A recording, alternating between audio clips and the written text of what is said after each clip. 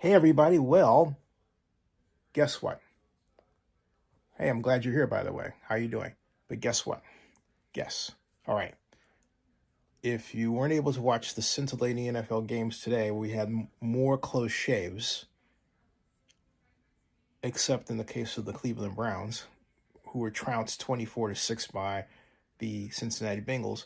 But look, the Washington Commanders, who may wind up being called the Redskins yet again, but let's put that aside for a moment, played in one of the most exciting games in this NFL season when Jaden Daniels, rookie, who I had the honor and pleasure of interviewing thanks to the National Football League, who told me his favorite movie was Lottery Ticket.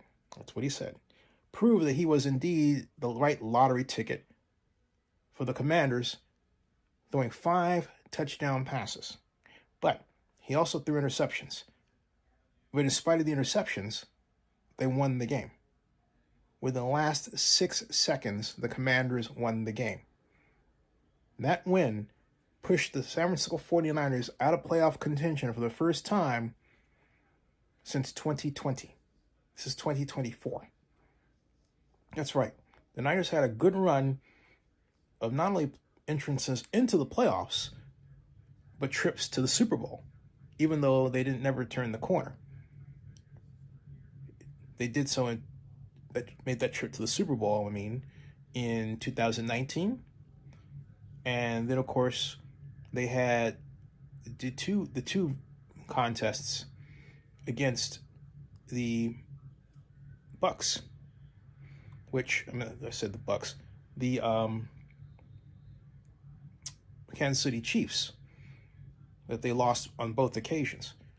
But the bottom line is that successful run stamped Kyle Shanahan as one of the great coaches in the National Football League.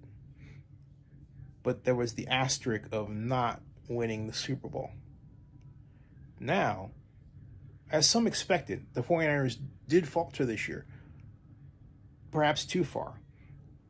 A combination of an unusual slew of injuries and the league catching up to his style. In other words, you can have so many disciples, people who copy, or people that you, in his case, coach with, who know bits and pieces of what you do, and you know bits and pieces of what they do, so they become the foundation for a book called The Why is Everything by Mike Silver, who I highly recommend that you read. But they begin to cancel each other out. And I think that's what's happening in this instance. There is I'll argue, a boring sameness. Well, not so boring, but there is a sameness now to offensive approaches.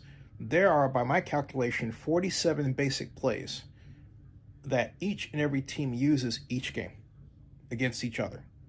I'm not saying there aren't variations off of those. Note, I said basic. So think of basic as a word in italics, right? In other words, it's easy to stop those plays because you've seen them so many times, you coached against them so many times, you've used them so many times that it's second nature in some cases for defenses to be able to stop, say, for example, the bootleg or the waggle.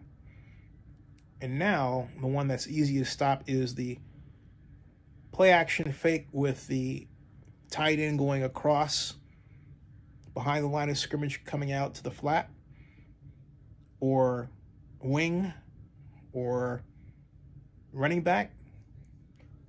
Bottom line is, whatever the popular play is, there are defenses that have an ability to stop it.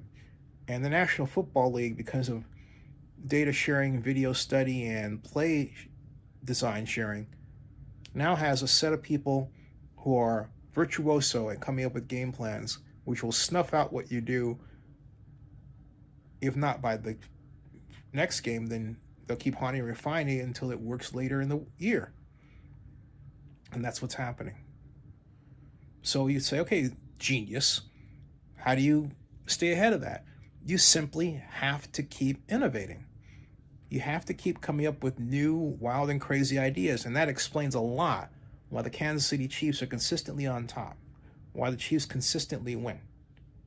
Because Andy Reid is not afraid to try something. If it doesn't work, he throws that out of the lab. If it works, he keeps it in. He keeps working on it. Some plays are one and done. Like, for example, that